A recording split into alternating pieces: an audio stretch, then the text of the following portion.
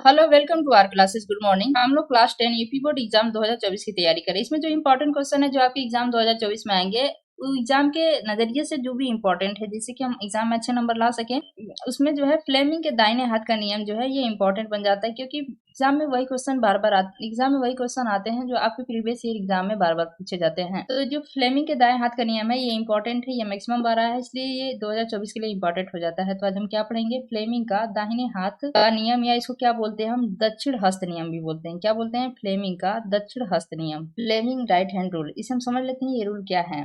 Fleming के दाएं हाथ के नियम से प्रेरित विद्युत धारा, या कह सकते हैं हम प्रेरित विद्युत वाहक बल की दिशा ज्ञात की जाती है। इससे क्या होता है, जो फ्लेमिंग के दाहिने हाथ का नियम है, इससे दिशा ज्ञात की जाती है। किसकी दिशा ज्ञात की जाती है, प्रेरित विद्युत धारा, या इसको हम कह सकते हैं प्रेरित विद्युत वाहक बल की दिशा ज्ञात की जाती है। यह नियम क्या कहता है, इस नियम के अनुसार हम समझ लेते हैं कि इस नियमानुसार हम कह सकते हैं कि यदि दाहिने हाथ, आपका जो दाहिना हाथ है, अब हमने दाहिने हाथ की तीन अंगुलियां मतलब कि तर्जनी क्या है, इसे हम कहते हैं पहली अंगुली। ये हमारी पहली अंगुली जो है ये तर्जनी है, इसे हम बोलते हैं तर्जनी अंगुली। ये माध्यमा बोले तो ये बीच की अंगुली, जो हमारी ये बीच की अंगुली ये क्या है, माध्यमा, इसको हम बोलते हैं। और अंगूठा तो आप सब लोग जानते हैं, अंगूठा। और अंगूठे को परस्पर इस प्रकार लंबवत फैलाया जाए कि तर्जनी चुंबकीय क्षेत्र की दिशा की ओर और अंगूठा चालक की गति की दिशा को व्यक्त करें। इस नियम के अनुसार यदि दाहिने हाथ की तीन उंगलियां, हम कह सकते हैं हमारा दाहिना हाथ है, जो आपका दाहिना हाथ है, आप उस दाहिना हाथ में तीन उंगलियां ले सकते हैं। तर्जनी मतलब ये पहली उंगली हो गई, माध्यमा मतलब ये बीच की उंगली हो गई, जिसे हम बीच की उंगली के नाम से जानते हैं, और अंगूठा को आप सभी लोग जानते हैं। अंगूठा को परस्पर इस प्रकार लंबवत फैलाया जाए कि जो तर्जनी बोले तो पहली उंगली वो क्या है, वो चुंबकीय क्षेत्र की दिशा को और अंगूठा जो है हमारा चालक की गति की दिशा को व्यक्त करे।